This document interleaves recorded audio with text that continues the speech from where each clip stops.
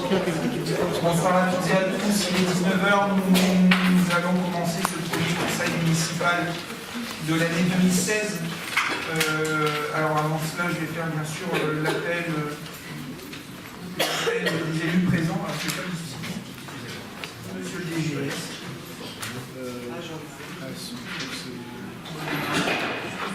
Je vais aller chercher.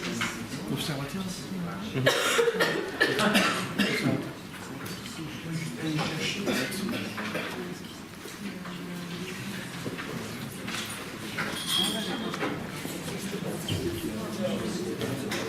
Alors, un conseil municipal qui appelle à un ordre du jour assez varié.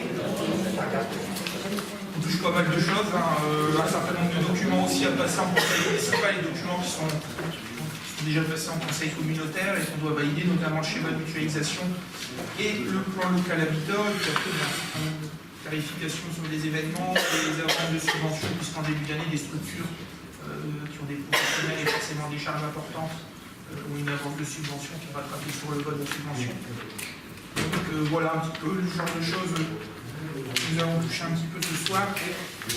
Il y a vraiment de spécial. Alors certains seront déçus puisque ce ne sera pas encore le conseil municipal où nous aborderons le débat d'orientation budgétaire avec des nouveautés cette année. Dans le cadre de la loi NOTRe, le débat d'orientation budgétaire doit être agrémenté d'un rapport d'orientation budgétaire avec des PPI, compte annuel d'investissement. Je vais excuser un petit peu les services, puisqu'effectivement on prend beaucoup de retard suite à l'incendie des ateliers municipaux, où les services techniques, je voudrais remercier Philippe Dufault en tant que directeur qui a fait un travail remarquable, et les services financiers aussi, sous l'égide de Catherine Caillard, qui travaillent et qui passent beaucoup de temps là-dessus pour retrouver des factures, pour travailler sur des justificatifs, et puis sortir au mieux la défense de la commune, accompagné par le cabinet Galtier, qui est notre expert d'assuré. L'idée est de s'en sortir au mieux, d'essayer le moins de plumes possible. Alors on a déjà eu des propositions pour la partie véhicule, et effectivement on laisse beaucoup de plumes sur la partie véhicule. La vétusté a été reprise, donc voilà, ce qui fait que le véhicule pour le renouveler, je pense qu'on le fera sur 2 ans. On a déjà commencé avec le matériel nécessaire, on continuera l'année prochaine.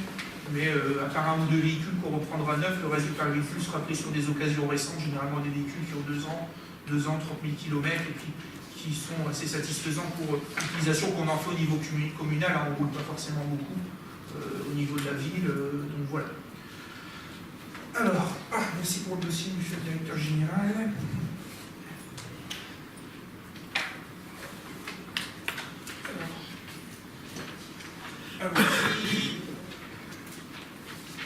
Monsieur Griner présent, monsieur Bruno Namor absent, donne pouvoir à monsieur Griner.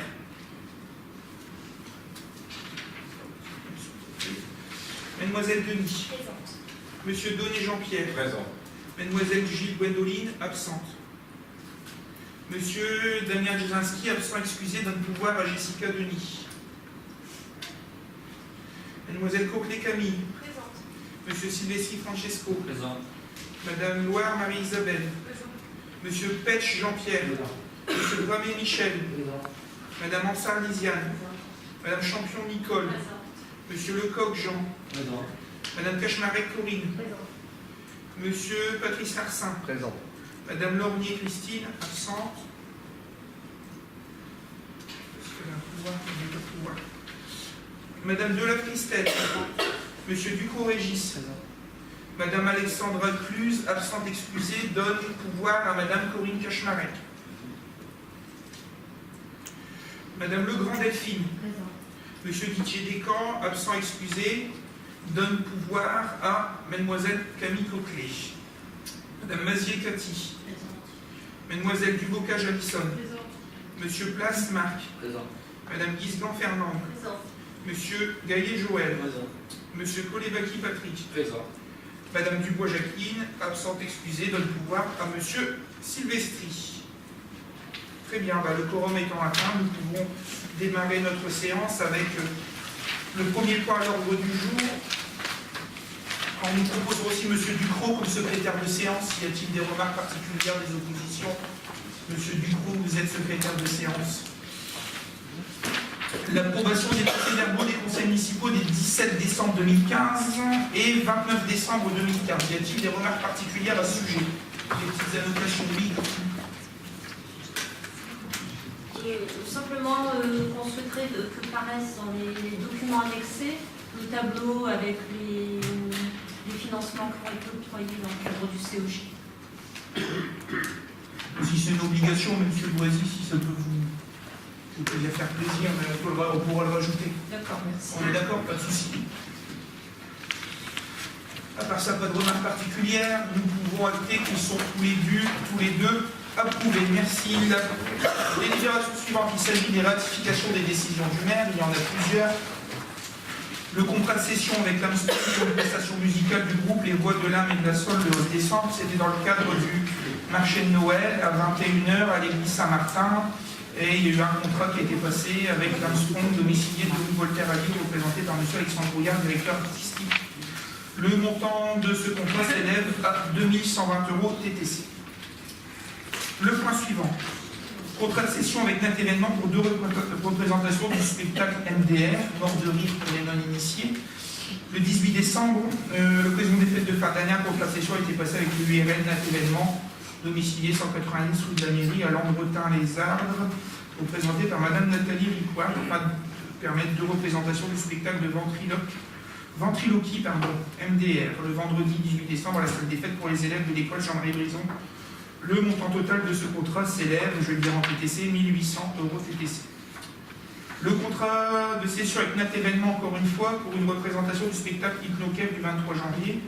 Bon, toujours même adresse, le URL Nat Événement, 190 rue de la Mairie à Lambretin-les-Arts, représenté par Nathalie Ricoire, pour une représentation d'un spectacle de magie, de déduction, Hypnokev, Hypnose et Axel et Kelly, le samedi 23 janvier de 20 h à 22 h au complexe de la Corderie. Un contrat TTC de 3900 €. Le point suivant, c'est une convention avec l'Université de Valenciennes du Hénoco Brésil pour la formation en ISTV1. C'est une convention qui est signée avec le président de l'université, Mohamed Ourak, afin de permettre à un agent communal en contrat d'avenir de poursuivre une formation qualifiante, diplôme d'accès aux études universitaires avec l'ISTV. Le montant de la formation s'élève à 2340 €. Le point suivant, c'est une décision du maire d'Estaing en justice pour le contentieux relatif à la requête de M. Jean-Marie de Cocker.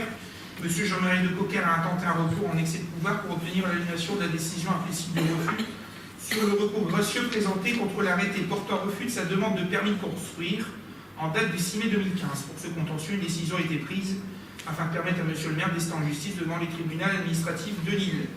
De ce fait, M. le maire est autorisé à produire des mémoires en réponse ou en réplique. Dans un second temps, M. le maire est autorisé à entreprendre toute action juridictionnelle appropriée pour la défense des intérêts de la commune, partie défendresse dans ce contentieux.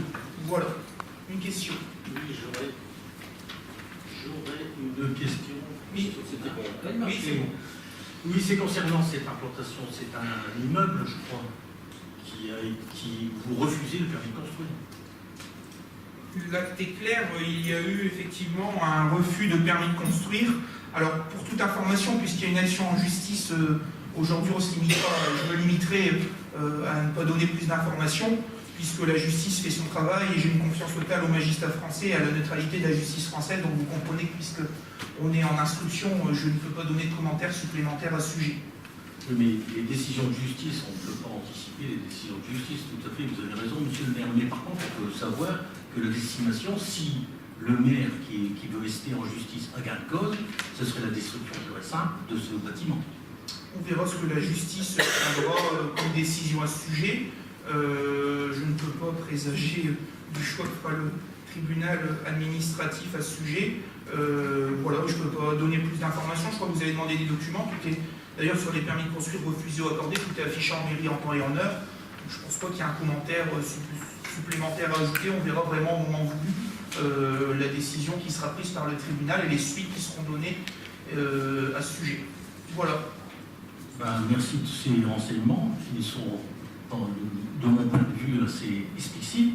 Par contre, je trouverais dommage qu'on en arrive à détruire un bâtiment qui n'est pas à usage d'habitation personnelle, qui n'est pas en zone où il y a des projets qui pourraient réduire ou être néfastes à nos futurs investissements. Je vois vraiment pas pourquoi on s'acharne contre ce propriétaire. Écoutez, voilà, c'est ce que je voulais vous dire. Merci de m'avoir écouté, monsieur le maire. Merci Monsieur Gaillet, vous avez votre avis sur le sujet, nous avons le nôtre et le tribunal le tranchera. Et on ne peut pas, effectivement, comme vous l'avez dit, présager la décision, prématurer un petit peu ce soir la décision du tribunal. On verra le choix qui sera fait par le juge administratif à ce sujet. Le point suivant, c'est une convention avec l'assistance fourrière animalière aux communes, la FAC, pour la gestion des animaux errants.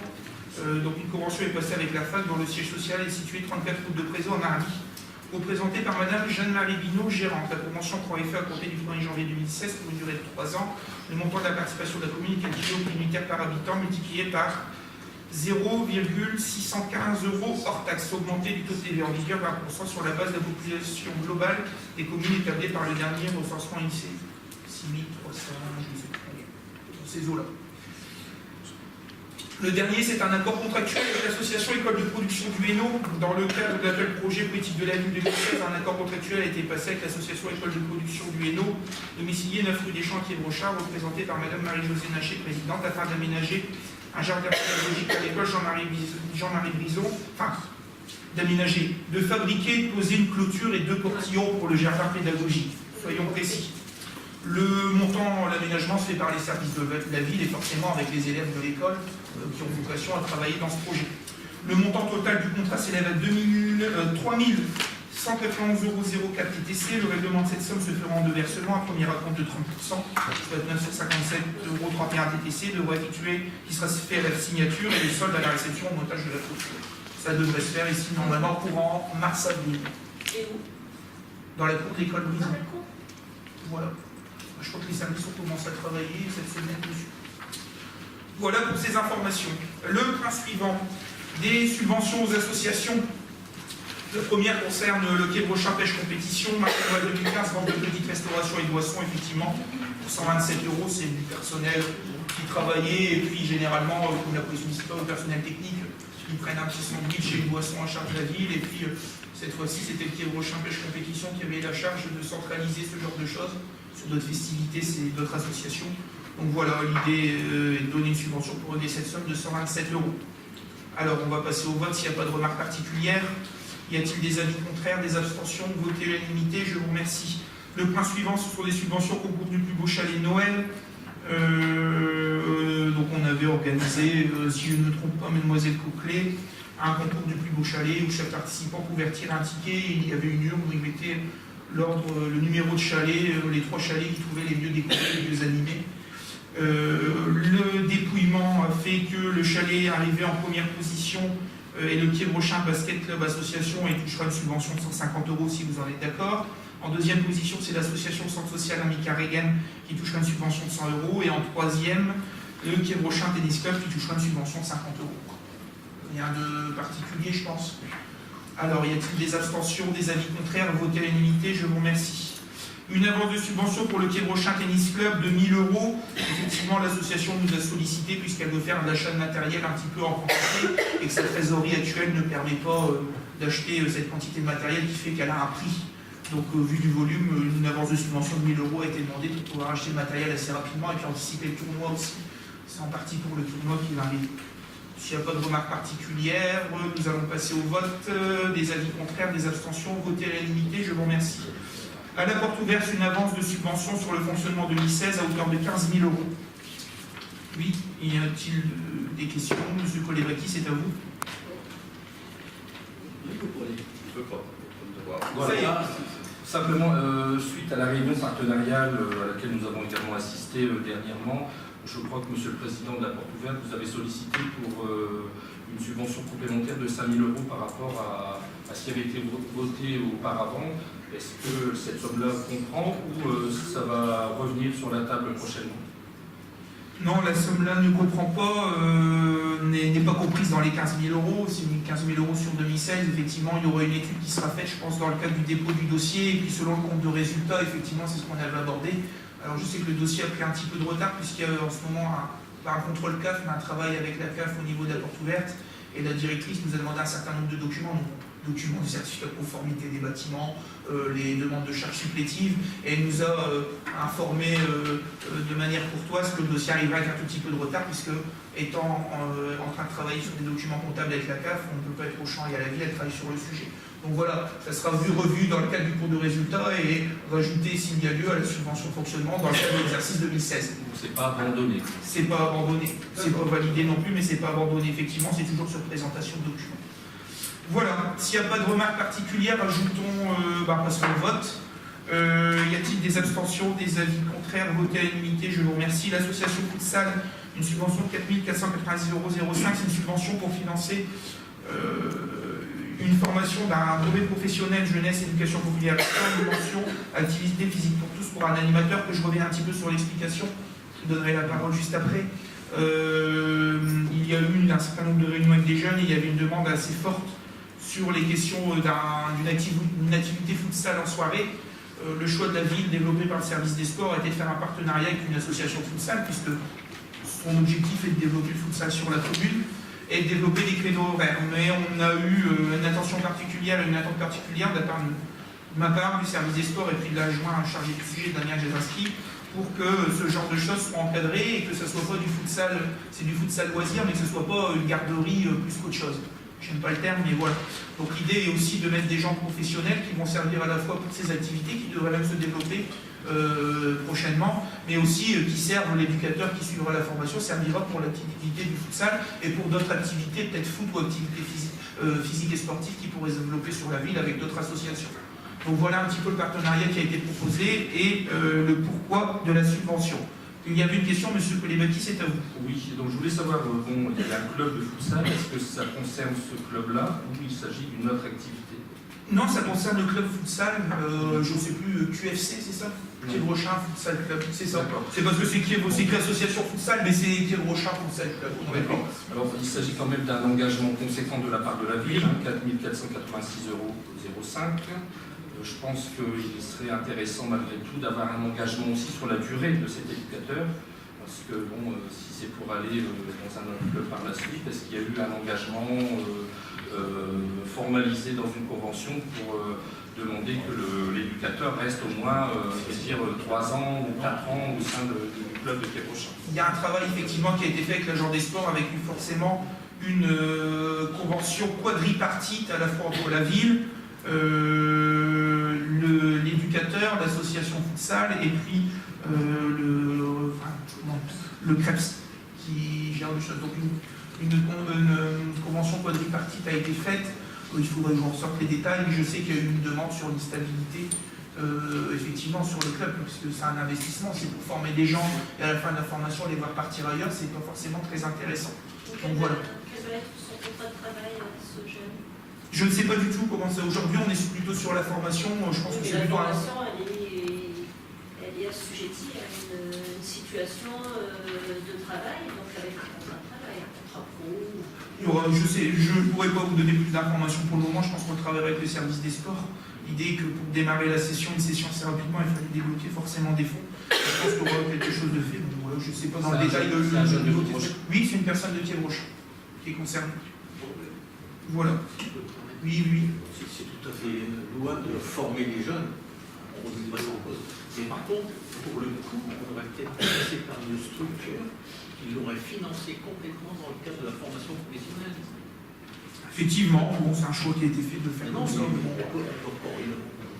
C'est quelque chose qui peut développer, on peut travailler avec le service des sports, effectivement. Par exemple.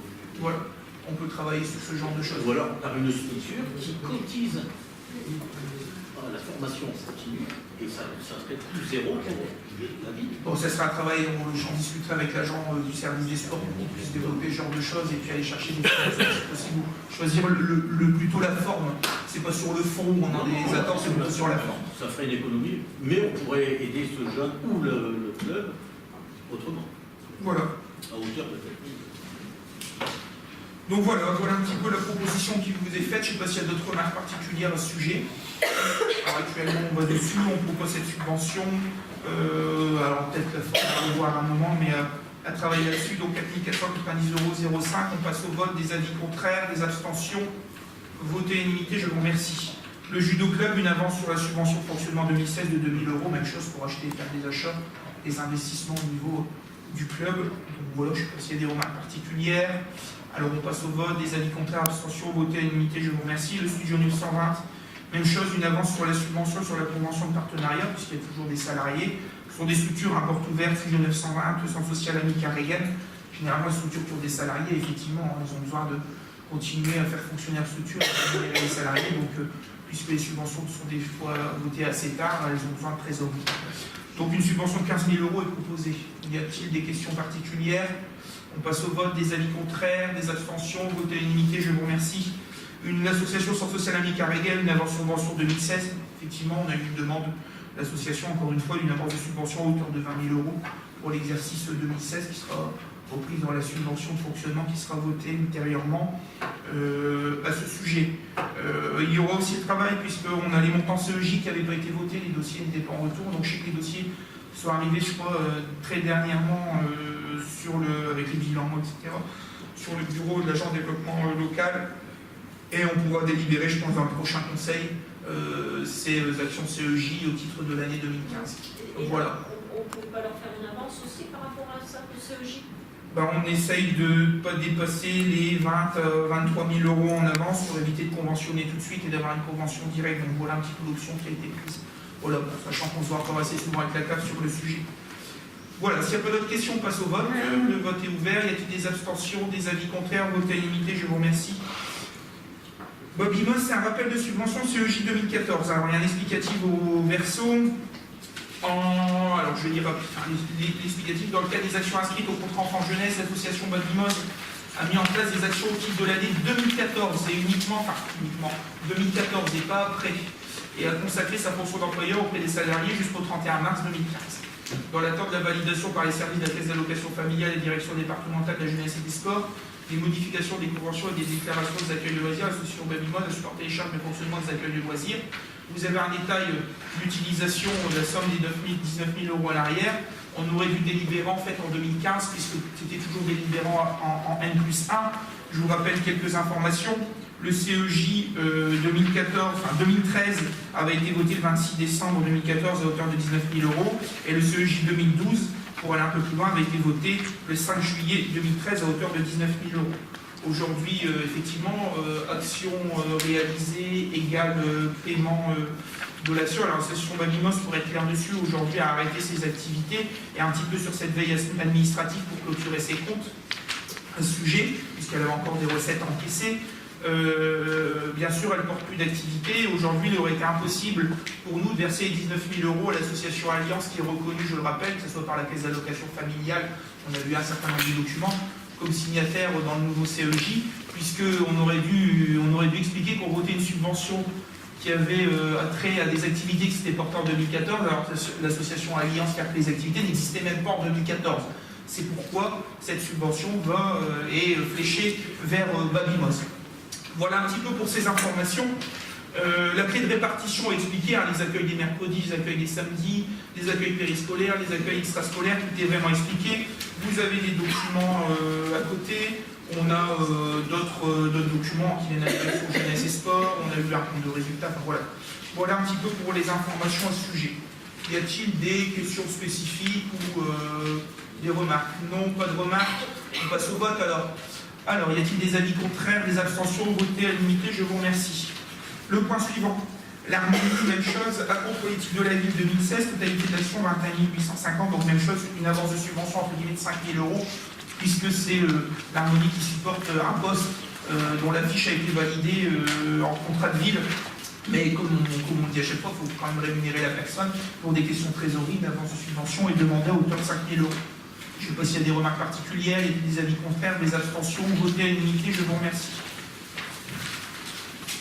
Le point suivant, il concerne un retrait de délibération du 17 décembre 2015, rétrocession de concession funéraire à titre gratuit, par courrier du 4 décembre, M. Saladini Guglielmo, propriétaire d'une concession funéraire. Numéro 2062, allez, deuxième, a demandé la rétrocession de sa classe concession acquise pour un montant de 453,13 € le 10 mars 2015 pour une durée de 5 ans. Dans délibération date du 17 décembre, il avait été accepté de reprendre cette concession moyennant le prix de 297,56 €. Cette concession peut être reprise par la ville à titre gratuit compte tenu de son acquisition récente. Il demande au conseil municipal de retirer la libération du mois de décembre et d'accepter cette rétrocession à titre gratuit et de restituer le montant de 453,13 € à M. Saladini. Est-ce qu'il y a une remarque particulière? Non, l'affaire courante. Alors, on passe au vote. Des avis contraires, des abstentions, vote à l'unité. Je vous remercie. Le point suivant, je pense, n'amènera pas de remarque particulière. Il s'agit de la convention 2015-2016 avec les intervenants participant au projet d'études périscolaires, appelé TAP, pour la période 4. Donc voilà, les documents sont présentés ici. Il y a des petites nouveautés sur les initiations des gestes de premier secours. Enfin voilà, on essaye d'innover, de changer de temps en temps un petit peu les intervenants et toujours garder de la qualité et des choses entre guillemets utiles, on va dire, et qui permettent d'apprendre autrement. Voilà pour les informations. S'il n'y a pas de questions spécifiques, je peux ouvrir et soumettre le vote. Y a-t-il des avis contraires, des abstentions? Votez à l'unité, je vous remercie. Le point suivant, c'est une question d'ordre administratif qui concerne les finances et une autorisation de mandatement des dépenses d'investissement dans la limite du quart des crédits ouverts au budget de l'exercice 2015. Effectivement, tout est rappelé dans les délibérations. Pour pouvoir continuer à investir, notamment sur l'investissement, il faut une délibération alors que le budget soit voté au plus tard le 15 avril pour qu'on puisse dépenser donc un tableau derrière. Qu'on puisse utiliser les crédits du budget 2016 à hauteur d'un quart des crédits ouverts au budget 2015. Tout est détaillé par opération. Voilà, rien de spécial. Y a-t-il des avis contraires, des abstentions? Votez à l'unité, je vous remercie. Le point suivant, c'est la modification des effectifs permanents des services municipaux avec des créations de postes. Ça fait référence à une délibération de décembre qui relève le programme pluriannuel d'accès à l'emploi titulaire. À ce sujet, il est proposé d'ouvrir un poste d'attaché pour le suivi des politiques de la vie et dispositifs spécifiques et un poste d'adjoint technique de 2e classe 30 heures pour les besoins de nettoyage de l'école maternelle Pasteur. Des remarques? Oui. Oui, pas sur les deux postes. Je voudrais savoir qu'il n'y a pas un agent qui a réussi le concours d'ADSEM. Oui, qui nous a sollicité, je crois que le courrier chez monsieur le DGS, donc à réfléchir sur l'ouverture d'un poste au niveau d'ADSEM, c'est sur une question d'organisation surtout. Sans vouloir rentrer dans le détail, on a normalement 2 ADSEM par école, mais il y en manque un réellement à l'école Morel suite à un arrêt maladie. Donc l'idée est de réfléchir, savoir si on nomme la personne ou crée le poste, si on nomme la personne en renfort sur l'école Pasteur. Donc voilà. Mais c'est chez monsieur Boisis, on a un peu à faire, puis sur d'autres questions aussi, d'autres agents qui nous ont sollicité et qui travaillent à ce sujet-là. Donc effectivement, c'est pas... Parce que bon, le concours, les gens étaient envoyés avec l'accord de la municipalité. Oui, bien sûr. Après, quelqu'un qui... logique quelque part, si le maire a signé la possibilité de passer le concours, d'être nommé... parce que dans le processus, généralement, si l'agent demande à passer le concours, le dossier est quand même signé au préalable par le maire. Je ne suis pas forcément d'accord avec vous, effectivement. Maintenant, en tant que maire, si je commence à ne pas signer des dossiers pour des personnes qui veulent passer des concours et qui peut-être évoluer dans une autre collectivité... On peut les prévenir aussi, on leur dit, voilà, vous passez le concours, mais sachez qu'on n'ouvrira pas de poste sur la commune. Ce qui n'est pas le cas, on n'avait pas dit qu'on allait ouvrir ou qu'on n'allait pas ouvrir. C'est pour ça qu'une réflexion et vraiment un travail qui est en train d'être fait sur un prévisionnel sur l'évolution des effectifs et le redéploiement dans les services aussi pour les carrières des agents. Et voilà, le sujet n'est pas arrêté, on n'a pas dit qu'on n'ouvrirait pas ou on n'a pas dit qu'on ouvrirait. Effectivement, l'agent a passé le concours, l'a obtenu. Après, les agents qui tiennent des concours, on en a tous ici dans la collectivité. Et puis des fois, ils ont un concours, c'est pas pour ça qu'ils sont nommés. Je donne un exemple simple que vous aviez eu sous votre mandature et sous la mienne, c'était le cas d'Arnaud Doun qui a eu son concours de rédacteur et que vous n'aviez jamais nommé et que nous n'avions pas nommé non plus et qui a eu l'opportunité d'avoir un poste de titulaire sur Hasbrook et qui a demandé sa mutation. Vous ne l'avez pas empêché de se présenter à un concours, mais c'est pas pour autant que vous l'avez nommé aussi. Voilà pour le sujet. Voilà, alors s'il n'y a plus de remarques particulières, allons-y. Y a-t-il des avis contraires? Des abstentions pour l'ouverture, la création de postes et de prévoir un crédit au budget, un poste d'attaché au temps complet, un jeune d'adjoint de 2e classe 30 heures. En sachant une chose, juste 2 secondes, une remarque, c'est des agents qui sont déjà en poste, donc ce ne sont pas des recrutements supérieurs, le poste d'attaché est déjà financé, enfin le poste de la personne est déjà financé à un niveau à peu près d'attaché, et le poste de 2e classe 30 heures aussi. Donc voilà, pas d'augmentation budgétaire à ce sujet, effectivement. Alors, y a-t-il des avis contraires, des abstentions? Votez à l'unité, je vous remercie. Le point suivant, il s'agit d'un rapport de l'agent de contrôle GRDF, le SIDEGAV, syndicat intercommunal de distribution d'eau, de gaz, d'électricité et de gaz du Valenciennois, a transmis à la ville ce rapport qui est annexé, et puis il demande de le valider. Effectivement, c'est une affaire courante, on va dire, assez technique sur le sujet d'ailleurs. Donc voilà, des remarques particulières? Non. Et ben, on passe au vote. Il y a des avis contraires, des abstentions, voté à l'unanimité, je vous remercie. Le point suivant, c'est le schéma de mutualisation de la communauté d'agglomération de Valenciennes Métropole. Il faut un avis du conseil municipal. Alors, on va rappeler un petit peu les lois du 16 décembre 2010 relatives à la réforme des collectivités territoriales et celle du 7 août 2015, loi Notre nouvelle organisation territoriale de la République, ont confirmé le volet du législateur visant à structurer, amplifier les pratiques de mutualisation au sein du bloc communal entre les intercommunalités et les communes membres. Alors, 3 types de mutualisation, on ne va pas rentrer dans le détail parce que c'est très technique. La mutualisation peut se faire entre la ville vers l'agglo vers les communes, ou les communes d'une agglo entre elles forcément.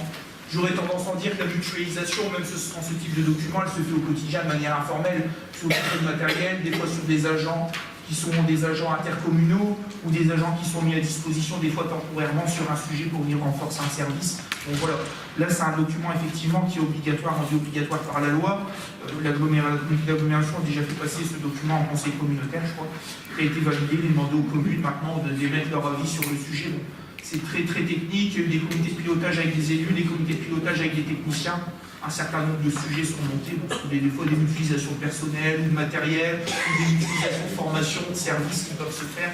Donc voilà, à nous de voir comment ça sera transformé dessus, puisque le document, je ne vais pas dire que c'est facile d'élaborer, mais la transformation est des fois compliquée à mettre en place pour des questions administratives.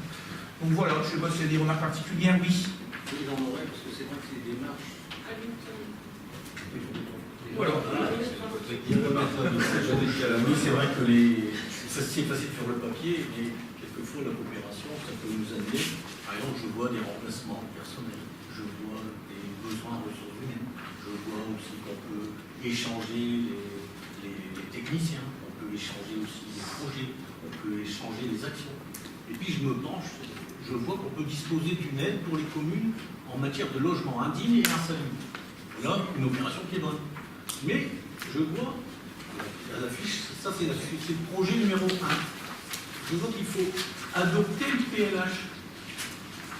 Alors on nous demande ici, dans un premier temps, d'aller vers une coopération renforcée, puis de voter un schéma de mutualisation. Et dans un deuxième temps, on va vous demander plus tard de mettre un avis défavorable sur le PLH. C'est des choses que je n'arrive pas à comprendre, monsieur le maire. Eh bien, vous l'avez très bien résumé, M. Gaillier. Dans un premier temps, on va déjà se prononcer sur le schéma de mutualisation. Et dans un deuxième temps, on se prononcera sur le PLH. Dans un premier temps, on se prononce sur des choses qu'il faut appliquer, il faut adopter un PLH. Et dans un deuxième temps, on dira non, je refuse le PLH. Non, c'est pas ça. C'est pas parce qu'un PLH va être refusé qu'il ne sera pas, entre guillemets, appliqué ou qu'on va bloquer. Qui plus est, un PLH est un document un petit peu cadre, et vous le savez mieux que moi, pour être élu depuis beaucoup plus longtemps, que le PLH fixe un certain nombre d'objectifs et entre guillemets de moyens à mettre en œuvre, mais qu'en aucun cas il a un caractère obligatoire. C'est-à-dire qu'en aucun cas, puisqu'on doit dire voilà, le PLH fixe autant de création de logements, un travail sur l'insalubrité ou quoi que ce soit, en aucun cas le PLH doit être un document qui doit être strictement respecté, un document vraiment réglementaire comme un PLU sur ce genre de choses. Des exemples très simples, vous le voyez, il est dans le PLH. Le dernier PLH qui a été voté n'a pas été forcément respecté puisque les objectifs n'ont pas tous été touchés. C'est pour ça qu'on a rencontré un certain nombre de soucis administratifs, que ce soit la CAVM, Madame l'ex-présidente ou Monsieur le Président nous ait caché des choses, mais je ne pense pas, ou au niveau de la commune. Donc voilà, c'est un avis qui a donné sur des projets. Effectivement, les projets ont été travaillés, ont été partagés par les services, que ce soit sur le schéma de mutualisation, avec le service développement et prospectif de l'aglo et le service organisation générale, et les techniciens de la ville. Notre DGS y a participé. J'ai participé à une ou deux réunions aussi en tant que maire. Et le PLH qui a été travaillé, c'est une question qu'on abordera après, avec les services Habitat et avec l'appui de cabinets techniques sur le sujet. Donc effectivement, vous trouvez un lien un petit peu de cause à effet, si on peut appeler ça comme ça. C'est votre façon de voir les choses. Moi, je ne vois pas forcément les choses de la même façon et je ne vois pas pourquoi il y aura un caractère un petit peu non conforme ou un antagonisme à proposer et émettre un avis favorable sur un schéma de mutualisation et émettre un avis défavorable sur un PLH qui se présente juste après. D'ailleurs, on a nos raisons et je les expliquerai sur le sujet pourquoi on propose de mettre un avis défavorable sur ce PLH. Ça touche à un seul sujet. mais c'est une question de cohérence politique, j'aurai l'occasion de l'aborder. Voilà pour la question. Oui, mais vous ne répondez pas dans le cadre de la mutualisation, les ressources humaines. Est-ce que vous allez vous mettre dans cette démarche, oui ou non? Parce que ou alors c'est à la carte, vous nous dites c'est à la carte, et puis on va prendre qu'un petit truc qui nous intéresse. Les coopérations avec les CCAS, on ne la prendra pas parce qu'il faut adopter le PLH. Les ressources humaines, on ne le prend pas parce que nous, on a une politique en matière de recrutement, et ce qui est louable, attention, hein, je ne conteste pas le fait que ce soit la ville de Quiébrochin qui décide de qui elle embauche. Mais quand je lis les chapitres qui sont intéressés par la coopération renforcée, et quand vous dites qu'on en viendra après, oui, on en viendra juste après. Donc là, ici, nous, on vous propose de s'abstenir. Sur le sujet, donc ce sera votre choix, nous on demande de faire une validation parce qu'on estime qu'il y a un travail. Comme je disais tout à l'heure, c'est pas un document, c'est plutôt un document cadre qui donne des objectifs qui, voilà, j'aime souvent dire ça, c'est des grandes phrases avec des grands projets qui ne sont pas forcément réalisés. C'est pas un document réglementaire qui nous oblige à dire voilà, vous mutualisez pas ou quoi que ce soit. Qu'on se sur le sujet. Maintenant, il y a tellement de choses, mutualiser des formations, l'achat de matériel informatique, les logiciels, le type de logiciel qu'on utilise dans nos services. Ça se fera pas. Bon voilà, on verra comment ça se comportera à ce moment-là. Il faut une volonté de la communauté d'agglomération et de tous les maires. Je sais que certains maires ne sont peut-être pas d'accord pour travailler sur la RH ou travailler sur certains sujets. Donc voilà, aujourd'hui, on commence, alors l'histoire a déjà commencé, on n'est qu'à une étape, on n'est pas à l'étape bilan et on est encore à une étape de choix ou de décision imposée. Aujourd'hui, on émet un avis. Nous proposons de donner un avis favorable sur ce schéma de mutualisation qui a été travaillé. Donc voilà, il y a encore du boulot dessus. Vous voyez qu'il y a des choses qui sont encore en cours ou qui sont à réaliser ou qui ont déjà été réalisées. Donc voilà un petit peu sur le sujet. Mais l'abstention que nous proposons, c'est aussi dans l'attente d'un document plus complet et précis, parce que vous dites à l'instant que c'est pas une ébauche. Mais c'est vrai que quelque part, ayant travaillé personnellement, professionnellement sur le sujet dans la collectivité, ça pose aussi un certain nombre de questions sur les gouvernances de collectivités locales. Et c'est vrai qu'il y a quand même des thématiques où les communes doivent maintenir une existence, y compris dans la hiérarchie au niveau des personnels communaux. Donc en l'état actuel des choses, c'est vrai que c'est un dossier qui peut paraître entre guillemets un peu fourre-tout.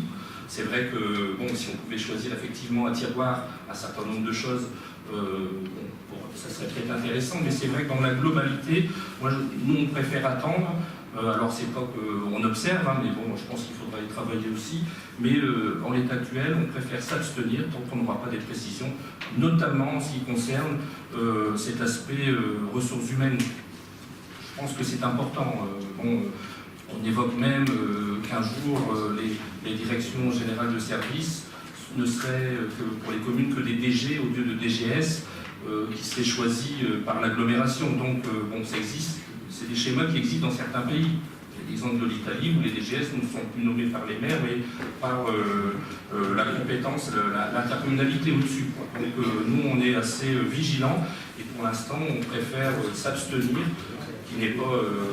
Donc c'est vrai que sur certains aspects matériels notamment, et c'est vrai que ça peut se comprendre dans le cadre du souci qui nous concerne avec les ateliers, c'est bien de pouvoir mutualiser un certain nombre d'engins, par exemple de déneigement, ou des bâtiments ou des équipements qui pourraient être classés d'intérêt communautaire. Ça, on peut l'admettre. Mais c'est vrai qu'on a une certaine réticence par rapport à la gestion des ressources humaines. J'entends bien votre remarque, juste pour terminer, puis je passerai au vote, je vous dirai le vote.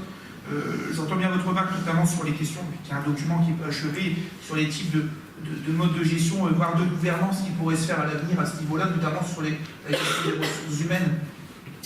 Un sujet, maintenant, moi je reste assez confiant pour deux raisons au sujet des ressources humaines, simplement, puisque je disais tout à l'heure, on a des mutualisations possibles, communauté d'agglo vers commune ou commune vers la communauté d'agglo. Dans ces deux schémas-là, moi je reste confiant. Pourquoi? Parce qu'on l'a réaffirmé, et vous-même vous l'avez réaffirmé, M. Gaillet, en tant que président du groupe Valenciennes au cœur à Valenciennes Métropole, que vous partagiez la politique développée par l'ensemble des exécutifs de l'exécutif de l'agglo, qui, je le rappelle, est quand même un exécutif consensuel, où il n'y a pas de majorité d'opposition, toutes les sensibilités sont représentées, qui était quand même de dire on maintient des charges de fonctionnement réduites, c'est-à-dire aujourd'hui on essaye de ne pas augmenter au maximum notre masse salariale. Donc Ce qui veut dire concrètement que je vois mal des agents des communes être mutualisés avec des agents de l'agglo ou mis à disposition d'agents de l'agglo assez facilement, et vice-versa, puisque ça voudrait dire que l'agglo devrait gonfler ses effectifs pour mettre à disposition du personnel dans les communes. Deuxième chose, c'est dans un cadre réglementaire. Ayant la chance de siéger au centre de gestion de la fonction publique, je rappelle quand même une chose, c'est que sur ce sujet-là, des mises à disposition d'agents ou des cas de mutualisation, les collectivités qui bénéficient d'un agent, c'est-à-dire que si l'agglo mettrait un agent à la commune de Quiévrochin, la commune de Quiévrochin devrait payer à l'agglo les heures que l'agent fait sur la commune, et vice-versa. Et je reviens encore une fois sur une chose, le choix de la communauté d'agglomération n'est pas d'augmenter ses charges de fonctionnement, et vous le partagez. Alors je vois que là-bas vous avez une certaine position, ici vous en avez une différente. Voilà, c'est tout, ça c'est votre choix. L'autre moyen de mutualiser, ce sont des moyens de mutualisation entre communes. Et là encore, je reste très confiant pour diverses raisons. La première, c'est la diminution des fonds publics et les efforts de gestion qui sont demandés dans les communes. Vous le savez très bien, beaucoup de communes gèlent leur politique de recrutement à ce sujet-là. Mais aussi, je le disais tout à l'heure, que des agents, lorsqu'ils sont mutualisés ou qui sont mis à disposition, il y a des remboursements à prévoir, que budgétairement c'est compliqué, et que forcément, la raison numéro 1 va influencer l'explication que je viens de donner, c'est-à-dire la raison numéro 2. Donc voilà, moi je reste assez confiant à ce sujet, parce que je pense que l'heure n'est pas à ce niveau-là, même si des actes très récents et des décisions très récentes, notamment annoncées, la crise du RSA, la renationalisation de la gestion du RSA, font quand même poser des questions sur les questions de la décentralisation et sur les questions de gestion autonome des collectivités locales. Voilà pour le sujet. On va passer au vote, je pense qu'on s'est quand même exprimé techniquement sur le sujet. Alors, y a-t-il donc des abstentions? 4 abstentions à noter. Y a-t-il des avis contraires? Donc le schéma de mutualisation est validé, reconnu par la majorité.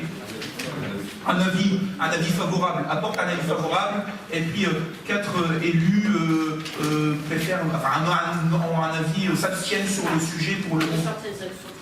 Voilà, s'il faut le préciser par rapport à certaines actions, notamment sur les questions des ressources humaines. Si on peut préciser ça dans le texte, ce sera bon comme ça, au moins c'est précis, ça ne veut pas dire que vous n'acceptez pas tout, mais que sur un sujet précis, vous posez un petit peu de questions et vous préférez les faire vigilants. Au moins c'est posé clairement.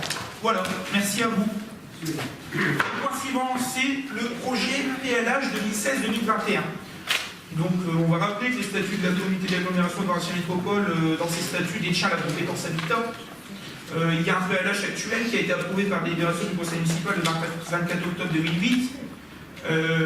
Pour la période 2016-21, alors 2008-2014, il a été prorogé d'abord pour l'année 2015, le temps de préparer le nouveau PLH. Pour la période 2016-2021, un nouveau programme d'habitat est en cours d'approbation. C'est le sujet ici. Le conseil communautaire du 18 décembre 2015 a arrêté le projet de PLH pour cette période. En application de l'article 302.2 du Code de la construction, le projet est soumis à l'avis du conseil municipal. En annexe figurent les programmes d'action, les orientations objectifs, la politique communautaire de l'habitat ainsi que le diagnostic. C'est surtout important le diagnostic. Il est proposé au conseil municipal, alors cette fois-ci, d'émettre un avis contre. On va expliquer pourquoi clairement. Dans le PLH apparaît une mention sur la création d'une aire d'accueil des gens du voyage sur la commune de Quiévrochin, vieux serpent de mer. Vous comprenez qu'à un moment, par cohérence politique et vu l'engagement qu'on a pu porter à ce sujet et l'amitié des habitants et la validation des habitants qu'il y a pu y avoir il y a quelques années à ce sujet, le conseil municipal ne peut pas voter un PLH qui correspond à 99% au travail, au diagnostic et aux objectifs que veut se donner l'équipe municipale de Quiévrochin, mais qui pour un sujet touche quand même un élément sensible. Et par cohérence politique, il serait quand même un peu dommage qu'une équipe qui s'est engagée sur un sujet valide en votant un PLH le contraire de ses engagements. On donne beaucoup de leçons en ce moment sur le renouveau de la politique, la crédibilité des élus.